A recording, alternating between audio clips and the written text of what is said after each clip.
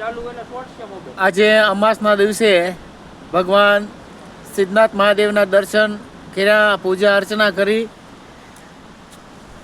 અને આવતીકાલે શ્રાવણ મહિનાનું પર્વ શરૂ થઈ રહ્યું છે ત્યારે ભગવાન શ્રી મહાદેવને પૂજા કરવા માટે બધા જ તૈયાર થઈ જાય છો.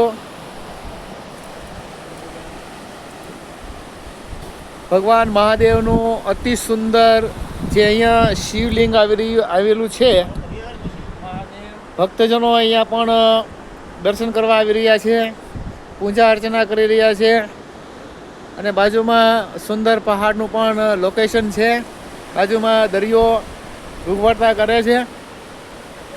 તો ભગવાન મહાદેવની પૂજા કરવા માટે અવશ્ય પધારજો.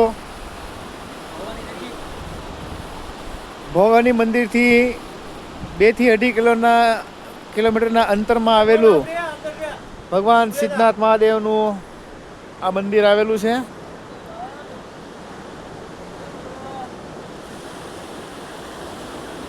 અમારે કિશોરભાઈ આમથી હાથ ઊંચા કરી રહ્યા છે.